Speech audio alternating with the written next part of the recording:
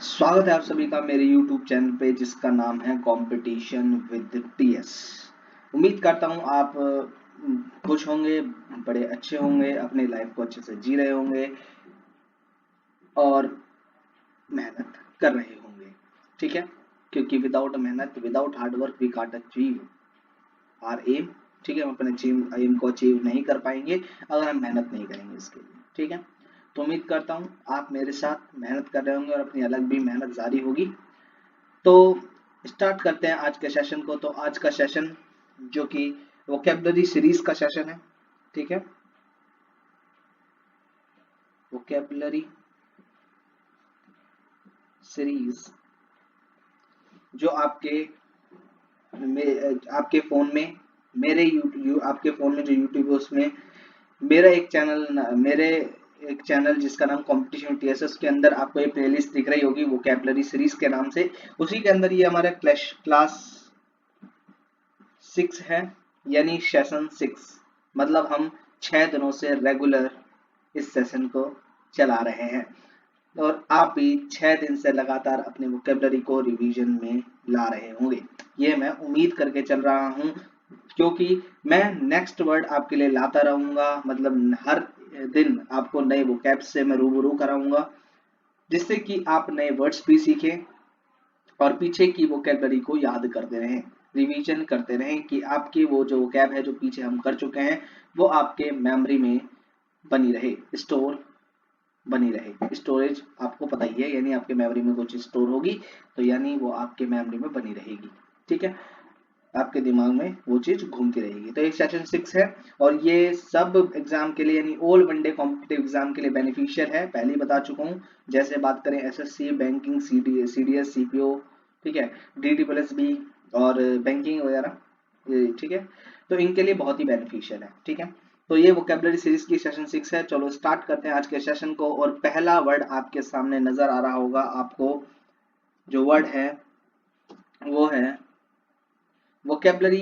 तो सबसे पहले हम बात करते हैं, देखिए ये हमारा वोकेबलरी वाला पार्ट है, यानी सबसे पहले हम वोकेबलरी को देखेंगे। आज मेरे पास किसी भी टेक्निकल इशू की दिक्कत नहीं है, यानी आज मेरे पास कोई टेक्निकल इशू नहीं है। ठीक है, यानी आज मेरे पास हर एक चीज है। Now I will explain everything in this video. ठीक है, पिछली वीडियो आपने देखी होगी तो थोड़ा सा मैंने लिखावट का काम यानी लिखने का काम थोड़ा कम करा, रीजन था क्योंकि मेरे पास टेक्निकल इशू था, लेकिन आज मेरे पास कोई टेक्निकल इशू नहीं है।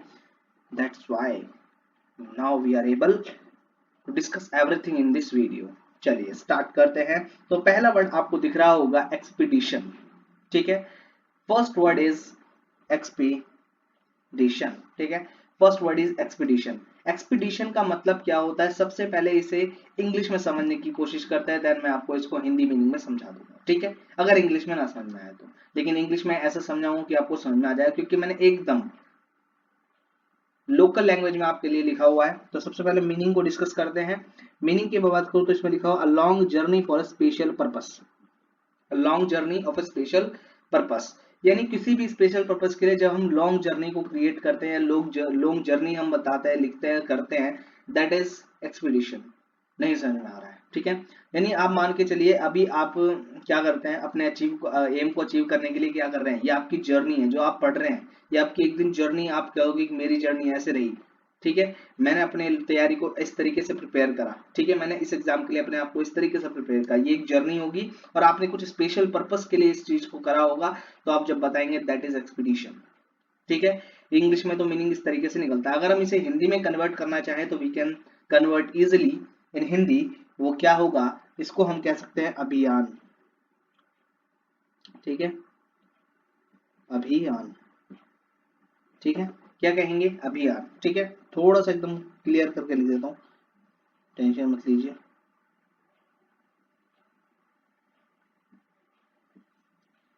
इसका मतलब होता है अभियान।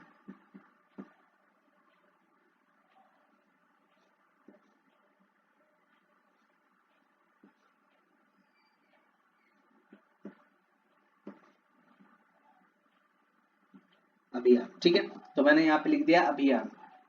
इसका जो हिंदी में मीनिंग होता है वो होता है अभियान। ठीक है, मतलब जो भी आप एक अभियान चलाते हैं, ठीक है, जैसे आप कभी कुछ चीज का पेपर लीक हो जाता है, तो आप अभियान चलाते हैं, कैंपेन चलाते हैं, ठीक है, ठीक है, दैट इज।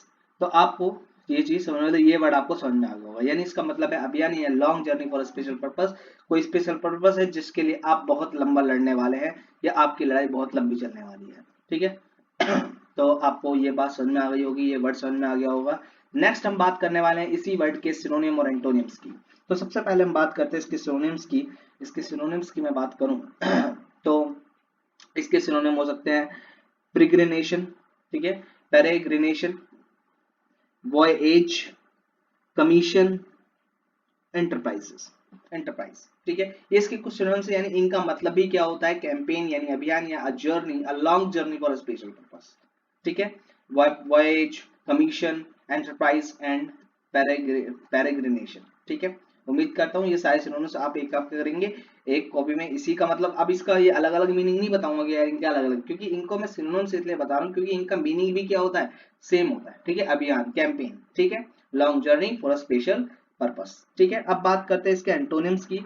एंटोनिम्स की मैं बात करूं तो एंटोनिम्स हो सकते हैं hindrance, shortage, retardation, okay, hindrance, shortage, retardation, ठीक है। तो ये मैंने आपको सिनोनिम्स एंटोनिम्स बताया, यानी इनका अभियान यानी अभियान ना होना, ठीक है, लॉन्ग जर्नी ना होना, यानी थोड़ी सी जर्नी में या थोड़ी सी शॉर्टेज, ये शॉर्टेज होती है थोड़ी सी कमी हो जाना, ठीक है, शॉर्टेज मतलब कमी, कम चीज में ही काम चलाना। नहीं हमारे पानी की शॉर्टेज है तो हमें पानी को इस तरीके से यूज करना है कि हम अपने पानी को बचा भी सके और अपने काम को कर भी सके, ठीक है। तो बात समझ में आ गई, हमें ज्यादा पानी यूज नहीं करना है, ये शॉर्टेज हुई, यानी हमें बहुत बड़ी लंबी लड़ाई नहीं लड़नी है, अब शॉर्टेज है तो कम में काम चलाना पड़ेगा। हिंड्रेंस का मतलब ये होता है, रिटार्डेशन का भी मतलब ये होता है जो शॉर्टेज का मतलब होता है, ठीक है। This is the एंटोनियम्स of expedition. तो मैंने आपको पूरा का पूरा वर्ड समझा दिया। अब इसको एग्जाम्पल के जरिए, अगर हम इसको एग्जाम्पल में यूज करते हैं तो किस तरीके से यूज कर सकते हैं वो हम समझेंगे, लेकिन उससे पहले मैं एक बार इसको पूरा पूरा री एक्सप्लेन कर देता हूँ, रिकैपिचुलेट कर देता हूँ, जल्दी से सुन लेंगे। एक्सपीडिशन यानी अभियान, मीनिंग की बात करें, इंग्लिश मीनिंग की बात करें तो long journey for a special purpose. Synonyms कहेंगे, मेरे साथ बोलेंगे आप, peregrination, voyage, okay, commission, enterprise. Antonyms, hindrance, shortage and retardation, ठीक है। तो उम्मीद करता हूं आपने मेरे साथ बोला होगा, मेरे साथ स्पीक करा होगा और अब आपको ये चीजें याद भी हो गई होंगी, ठीक है। अब इसके कुछ एग्जांपल्स की, यानी हम इसको एग्जांपल के जरिए समझ लेते हैं, यानी इसको हम एग्जांपल में किस तरीके से यूज करेंगे जिससे कि हमारा जो सेंटेंस है यानी इस वर्ड को किस तरीके से हम यूज करें जिससे कि हम इसे नॉर्मल स्पीकिंग में भी यूज कर सके। जैसे मैंने लिखा हुआ है Gandhi ji had launched a expedition to drive away the British from the India। मैंने लिखा है Gandhi ji had launched a expedition to drive away the British from India। यानी गांधी जी जो थे उन्होंने उन्होंने एक अभियान क्या करा, एक अभियान लॉन्च करा, क्यों, to drive away the British, यानी अंग्रेजों को भगाने के लिए, अंग्रेजों को भगाने के लिए फ्रॉम इंडिया, भारत से, ठीक है। यानी गांधी जी ने एक अभियान लॉन्च करा जिससे कि भारत से ब्रिटिश लोग या ब्रिटिशर्स जो है वो छोड़ के भारत को चले जाए, ठीक है। उम्मीद करता हूं 8 मिनट मुझे इस वर्ड को समझाने में लगे, लेकिन कोई दिक्कत नहीं है, अब हम अच्छे तरीके से समझ चुके हैं इस वर्ड को, ठीक है। चलिए नेक्स्ट बात करते हैं। नेक्स्ट आपके सामने जो वो वर्ड दिख रहा होगा वो होगा इंट्रूजन, ठीक है, intrusion, okay. What is the meaning of intrusion? Intrusion की मैं बात करूं तो हिंदी में बात करूंगा, लेकिन सबसे पहले मैं इंग्लिश में बात करने वाला हूं। तो ये दूसरा वर्ड है, ठीक है, इंट्रूजन। इंट्रूजन का मतलब सबसे पहले इंग्लिश में समझेंगे। इंग्लिश मीनिंग क्या है? Something that disturbs your life when you want to be private, यानी something that disturbs you or your life, यानी कोई भी चीज आपकी लाइफ को और आपको डिस्टर्ब करती है when you want to be private, यानी आप प्राइवेट रखना चाहते हैं। जैसे किसी बात को प्राइवेट रखना चाहते हैं लेकिन लोग सुन लेते हैं, क्या करते हैं, लोग सुन लेते हैं, उसे स्प्रेड कर देते हैं, वो पब्लिकली हो जाता है, ठीक है। तो ऐसे इसीलिए इसका मीनिंग ऐसे निकलता है कि कोई चीज आपको डिस्टर्ब कर रही है, आपकी लाइफ को डिस्टर्ब कर रही है, जिसे आप प्राइवेट रखना चाहते हैं, ठीक है। तो किसी चीज का डिस्टर्ब करना, ठीक है, इंटरफेयर करना, ठीक है। बात समझ में आ गई, इसका मतलब ये होता है। अच्छा, इसको इंग्लिश में समझ लिया, इंग्लिश में समझ में आ गया होगा। अब बात करते हैं इसके हिंदी मीनिंग की, क्योंकि हमें इंग्लिश के साथ हिंदी वालों का भी ध्यान रखना है, ठीक है। तो हिंदी मीनिंग की मैं बात करूं तो इसका हिंदी मीनिंग क्या निकलेगा? इसका हिंदी मीनिंग होता है अतिक्रमण करना, क्या होता है? अतिक्रमण करना, ठीक है।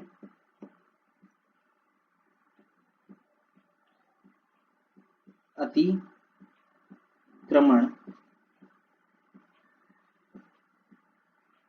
करना, ठीक है, अतिक्रमण करना, ठीक है। मैं दोबारा से सही लिख देता हूं, अतिक्रमण करना, ठीक है, अतिक्रमण करना, इसका मतलब ये होता है।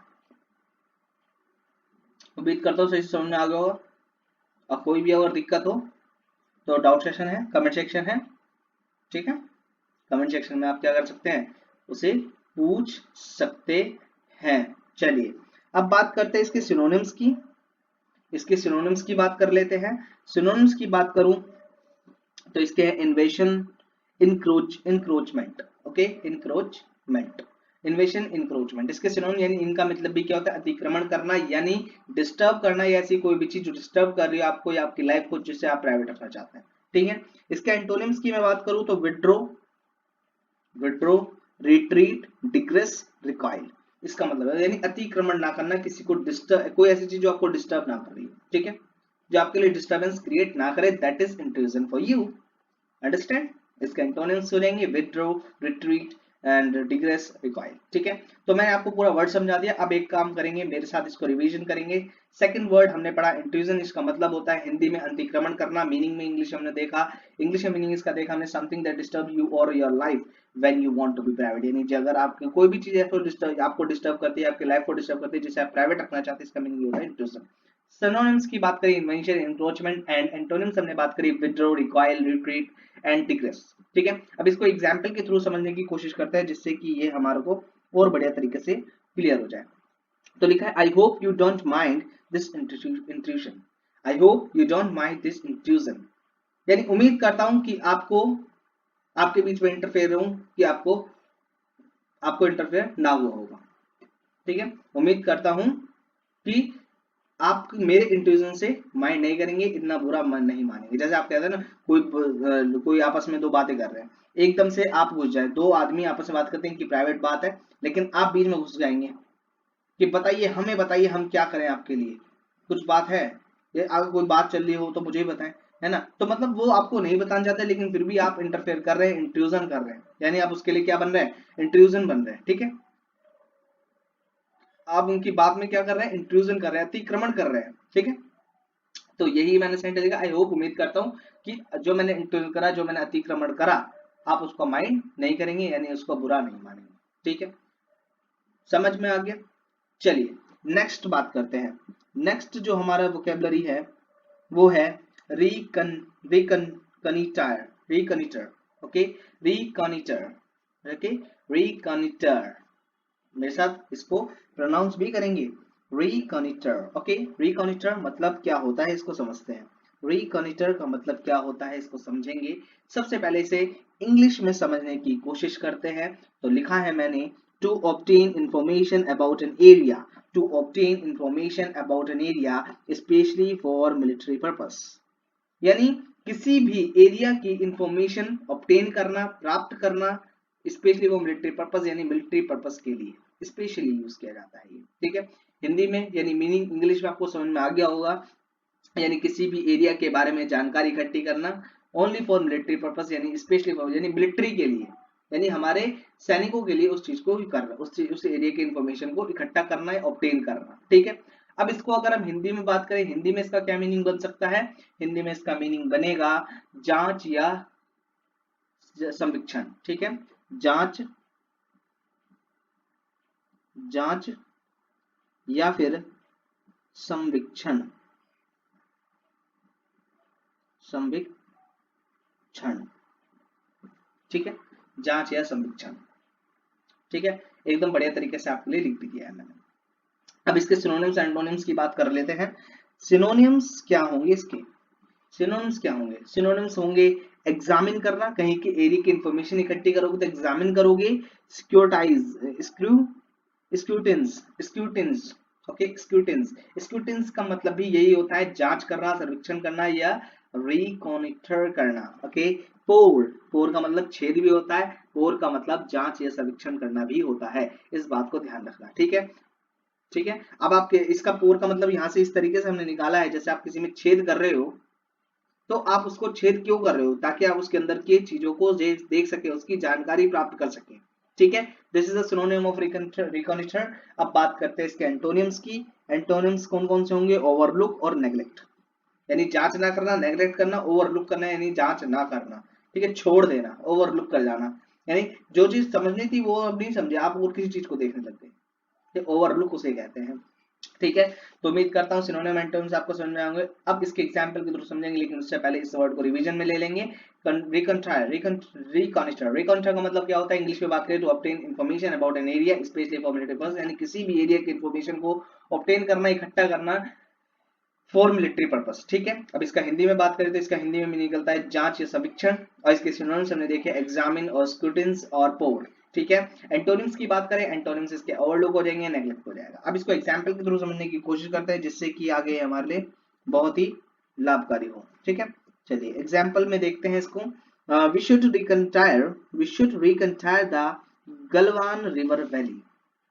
ठीक है, we should recontire the Galwan valley river valley, यानी जो गलवान की नदी घाटी है उसके बारे में हमें रिकंट्रायल करना चाहिए, यानी जांच या समीक्षण करना चाहिए, ताकि वहां पर कोई टेररिस्ट ना पकड़ा जाए, यानी टेररिस्ट ना हो, अगर टेररिस्ट हुआ तो वहीं पकड़ के मार देंगे।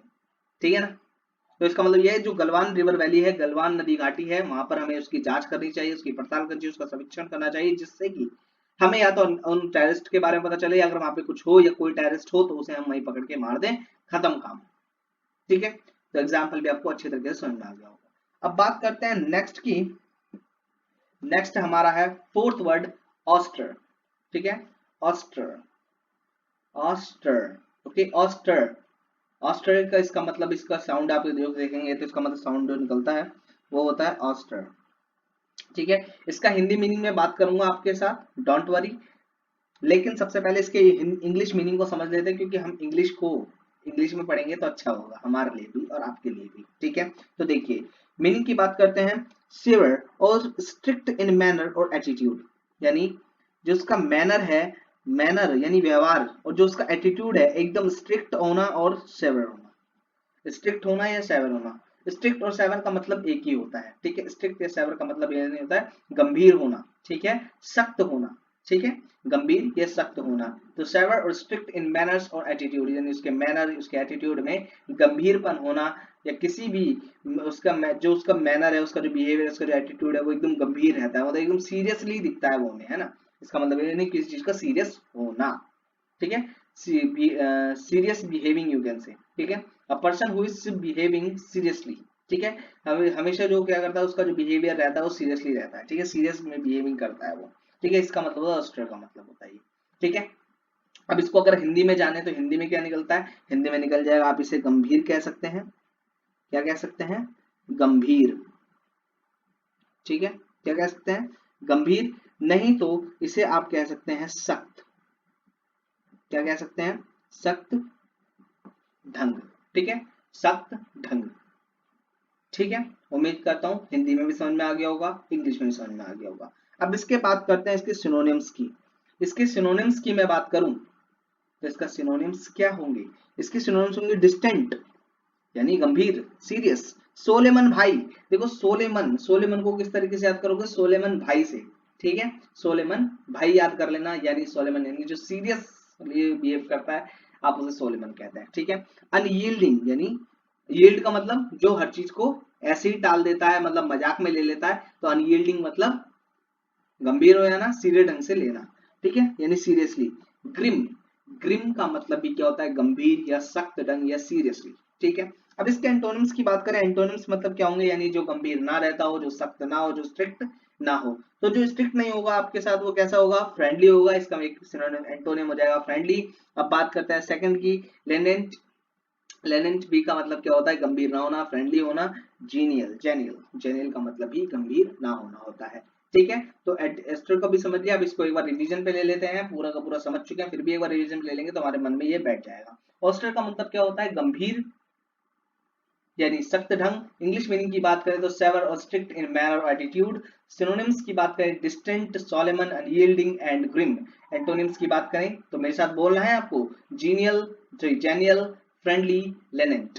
ओके, अब इसको एग्जाम्पल के थ्रू अगर समझ लें तो हमारा तो काम अच्छे से बन जाएगा। ठीक है, हमारे को तो ये वर्ड याद हो जाएगा। एग्जाम्पल की बात करते हैं तो लिखा हुआ है I am ouster in this year about my selection.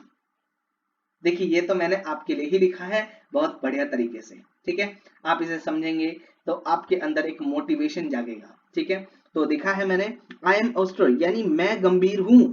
I am oyster, oyster मतलब मैं गंभीर हूं। इन दिस ईयर, इस साल। About my selection, about my selection, में अपने सिलेक्शन के लिए इस साल गंभीर हूं, यानी मुझे हर हाल में इस साल सिलेक्शन लेना है, यानी 2024 मेरे प्रिपरेशन का लास्ट ईयर होना चाहिए। ये मेरा एम है और इसके लिए मैं ऑस्टर हूं, यानी मैं गंभीर हूं, सख्त हूं, अब मैं कुछ भी नहीं सुनूंगा। ठीक है, मुझे अपनी प्रिपरेशन और बढ़िया तरीके से करनी है। तो उम्मीद करता हूं पूरा का पूरा वर्ड्स यानी वोकैबुलरी जो मैंने आपके 4 वोकैबुलरी आपके साथ रखी है आपको समझ में आई होंगी बढ़िया तरीके से। ठीक है, अगर इन वोकैबुलरी में आपको कोई भी डाउट आता है तो आप क्या करेंगे, मेरा कमेंट सेक्शन आपके लिए 24/7 खुला हुआ है। आप क्या करेंगे, उधर जाके अपने डाउट को टाइप करेंगे और मुझे सेंड कर देंगे, उस डाउट को क्लियर मैं कर दूंगा। ठीक है, चलिए अब बात करते हैं आगे हम क्या पढ़ने वाले हैं। आगे हम पढ़ेंगे वन वर्ड सब्स्टिट्यूशन को। ठीक है, क्योंकि हमने ये पढ़ा था। ठीक है, अब हम बात करेंगे वन वर्ड सब्स्टिट्यूशन के बारे में। अब हम पढ़ेंगे वन वर्ड सब्स्टिट्यूशन, जो कि बहुत जल्दी पढ़ लेंगे। सबसे पहला जो वर्ड है पेडिट्रिक्स। पेडिट्रिक्स, पेडिट्रिक्स, पेडिट्रिक्स क्या है, paediatrics. What is the meaning of paediatrics? Paediatrics का मतलब क्या होता है? पेडिट्रिक्स का मतलब होता है बच्चों की दवा करने की विद्या, यानी अगर इसे इंग्लिश में समझें, branch of medicine with childrens and their illness, यानी एक ऐसी शाखा, ऐसी ब्रांच मेडिसिन की जो कि चिल्ड्रंस एंड उनके बीमारियों को पता लगाती है, उनके बीमारी को ठीक करती है। ठीक है, तो अगर हिंदी में बात करते तो इसको कह सकते हैं बच्चों की दवा करने की विद्या। ठीक है, अब यहाँ पे इतना स्पेस नहीं है कि मैं इतनी बड़ी स्टेटमेंट लिख सकूं, तो मैं आपको बता दे रहा हूं, एक बार और बोल रहा हूं, यहाँ पर आप लिख लेना इसके सामने, बच्चों की दवा करने की विद्या। ठीक है, अब बात करते हैं सेकंड वर्ड की। सेकंड वर्ड है glans eight. Glans eight, glans eight का मतलब क्या होता है? ग्लैंस एट का मतलब होता है किसी पर ध्यान केंद्रित करना, या किसी को ध्यान से सुनना, या कहीं पर ध्यान लगाना, यानी किसी कुछ भी करना विद ध्यान करना, यानी विद पे अटेंशन करना, वहां पर अटेंशन लगा देना। ठीक है, इसका मीनिंग ही क्या होता है? इसका मीनिंग क्या होता है? Pay attention. इसका मीनिंग क्या होता है? पे अटेंशन, यानी कहीं पर ध्यान केंद्रित करना, ग्लैंस एट। ठीक है, तो इसका हिंदी भी बता दिया, इंग्लिश भी बता दिया, पेडियाट्रिक्स का भी हिंदी इंग्लिश दोनों बता दिया। यहाँ पे मैंने लिखा नहीं, रीजन है क्योंकि मेरे पे इतना स्पेस नहीं है कि मैं आपके लिए इस चीज को लिख सकूं। ठीक है, तो आप खुद लिख लीजिएगा, क्योंकि थोड़ी सी मेहनत आपको भी करनी है, खाली मुझे ही नहीं करनी है। ठीक है, चलिए अब आगे बढ़ते हैं। आगे हम क्या देखने वाले हैं? आगे हम देखेंगे मिस स्पेल्ट वर्ड। आगे हम देखेंगे मिस स्पेल्ट वर्ड को, यानी अब आपके सामने ये एक क्वेश्चन, ये दूसरा क्वेश्चन, दो क्वेश्चन दिए गए हैं। आप क्या करेंगे, इसमें से सही स्पेलिंग वाला वर्ड छांटना है। ठीक है, चलिए मैं आपको 2 सेकंड दे रहा हूं, सॉरी 5 सेकंड दे रहा हूं, आपका टाइम शुरू होता है। अब आप इसे सॉल्व करिए।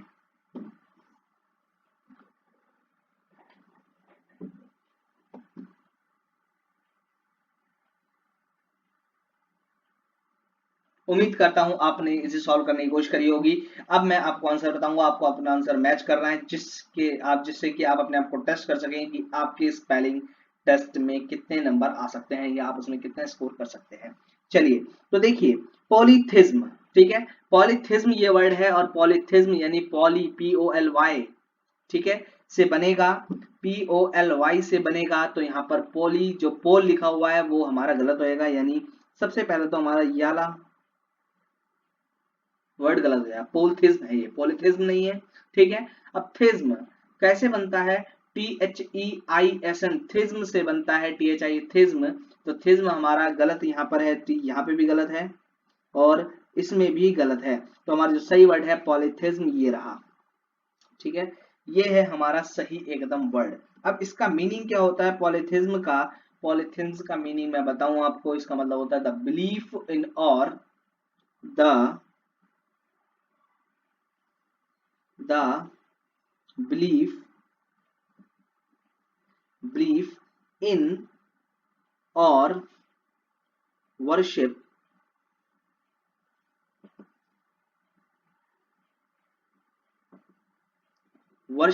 Of more than one God. ठीक है, गॉड।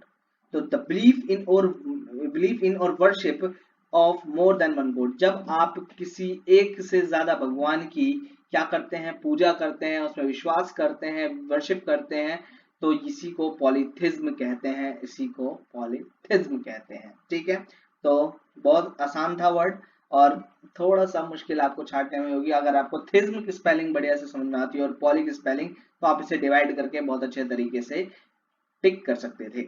चलिए, ये हमारा क्वेश्चन नंबर 1 कंप्लीट हो गया। अब हम बात करेंगे क्वेश्चन नंबर 2 की। क्वेश्चन नंबर 2 है केमिस्ट्री, और केमिस्ट्री सबसे आसान वर्ड है। अब आप इसमें कुछ भी, यानी अगर आपने इसका आंसर लगाया होगा तो आपने सबने सही लगाया हो, उम्मीद ऐसी करता हूँ, क्योंकि बहुत आसान वर्ड है chemistry. CHEMISTRY, chemistry is the best word. तो केमिस्ट्री का मतलब यहाँ पे देखो, ये भी गलत है, ये भी गलत है और ये भी गलत है। ठीक है, तो केमिस्ट्री की स्पेलिंग क्या होती है, ये एकदम करेक्ट है। केमिस्ट्री की स्पेलिंग, केमिस्ट्री का मतलब क्या होता है, रसायन विज्ञान। ठीक है, यानी केमिकल, स्टडी ऑफ केमिकल, यानी जिसकी जहां पे केमिकल की स्टडी की जाती है, दैट इज केमिस्ट्री। ठीक है, तो समझ में आ गई बात। चलिए, अब हम बात करते हैं आगे की बात करें तो अब हम पढ़ने वाले इडियम्स एंड फ्रेजेस को, अपने इडियम्स एंड फ्रेजेस को देखने वाले हैं। अब इडियम्स एंड फ्रेजेस में सबसे पहले जो इडियम्स है वो है cheap as chips. Cheap as chips, cheap as chips का क्या मतलब होता है? चीप एज चिप्स का मतलब बेहद सस्ता, बेहद सस्ता। ठीक है, इसका मीनिंग क्या होता है? Very expensive. क्या होता है? वेरी एक्सपेंसिव होता है। क्या होता है? सॉरी, वेरी एक्सपेंसिव नहीं, वेरी इनएक्सपेंसिव, यानी बेहद सस्ता। एक्सपेंसिव मतलब महंगा, इनएक्सपेंसिव, यहाँ पे इन एक्सपेंसिव में अगर इन जोड़ दिया जाए तो ये सस्ता बन जाता है। ठीक है ना, तो इसका मतलब है बेहद सस्ता। हिंदी में भी लिख सकते हैं इसका मतलब यहाँ पर बेहद सस्ता। अब बात करते हैं इस एग्जाम्पल की, एग्जाम्पल को देखते हैं एक बार। तो देखिए, oh, you could definitely afford an apartment in my building. मैंने कहा तुम मेरी बिल्डिंग में एक अपार्टमेंट को अफोर्ड कर सकते हो, डेफिनेटली। क्यों? क्योंकि it's rent is cheap as a chips, यानी इसका जो रेंट है बेहद सस्ता है। इसका जो रेंट है बेहद बेहद सस्ता है, इसलिए आप इसको अफोर्ड कर सकते हो। ठीक है, तो आप, उम्मीद करता हूं आपको एग्जाम्पल भी अच्छे से समझ में आया होगा। ठीक है, चलिए लास्ट फेज के मूव करते हैं, और लास्ट फेज है हमारी second phase, that is cheek by jowl. क्या है? Cheek by jowl. Cheek by jowl का अगर मीनिंग की मैं बात करूं तो क्लोज टुगेदर, यानी साथ में रहना। इसका मतलब होता है साथ में रहना। ठीक है, साथ रहना। ठीक है, यानी एकदम चिपक के रहना, क्लोज होना। ठीक है, अब इसको एग्जाम्पल की मैं बात करूं, एग्जाम्पल के जरिए समझने की कोशिश करते हैं। तो इसका जो एग्जाम्पल है वो है, you could not fit these boxes in this room, यानी आप इन बॉक्सेस को इस रूम में फिक्स नहीं कर सकते हैं, फिट नहीं कर सकते हैं। Why? What is the reason behind it? Because in this room everything is cheek by jowl, यानी इस रूम में जो भी हर चीज है वो चिक बाय जॉल, यानी एकदम क्लोज टुगेदर रखी हुई है। यानी जैसे ये दो चीजें हैं एक रूम में रखी गई हैं, अब इसके अंदर स्पेस नहीं, या फिर और चीजें मैं इसके अंदर डाल देता हूं। जैसे देखिए, ये मैं डाल रहा हूं, अब इसके अंदर इतनी सारी चीजें, इसके अंदर कोई स्पेस नहीं है कि आप इन बॉक्सेस को फिट कर सकें। ठीक है, तो इसलिए मैं कह रहा हूं, you could not fit this boxes in this room because in this room everything is cheek by जॉल। ठीक है, तो ये था आज का सेशन, आपको समझ में आया होगा, समझ बढ़िया से अच्छा लगा होगा। तो उम्मीद करता हूँ आपको अच्छा ही लगा होगा, ऐसी बात नहीं है कि कुछ मैंने गलत शब्दों का यूज करा हो। ठीक है, और जो मतलब ऐसी फ्रेजेस या ऐसी वोकैब्स को यूज करा हो जो कि आपको आती हो, यानी इसके अंदर आपको कुछ आती भी होंगी तो कुछ नया भी सीखा होगा। ठीक है, तो ये था आज का वोकैब सेशन। आज के वीडियो में इतना ही। बाकी अगर आपको ये वीडियो अच्छी लगी हो तो लाइक एंड सब्सक्राइब करना मत भूलना चैनल को, और इस वीडियो को लाइक करना, और अगर आपने बेल आइकन प्रेस नहीं करा है तो बेल आइकन को प्रेस कर लें, जिससे कि मेरी आने वाली वीडियो सबसे पहले आपको मिल सके और सबसे पहले आप इन वोकैब्स को लर्न कर सको बढ़िया तरीके से। ठीक है, और जो मैंने आपके ये पीडीएफ जो ये मैंने आपको पीपीटी यानी जो स्लाइड्स हैं इनके जरिए आपको बताया, तो ये स्लाइड्स आपको मैं प्रोवाइड करा देता हूँ। इनका लिंक्स आपको डिस्क्रिप्शन में मिल जाएगा। आप वहां से इन पीडीएफ को डाउनलोड कर सकते हैं और अपने टाइम को मैनेज कर सकते हैं, बचा सकते हैं। ठीक है, तो आज की वीडियो में इतना ही, बाकी मिलेंगे नेक्स्ट वीडियो में दोस्तों। जय हिंद दोस्तों।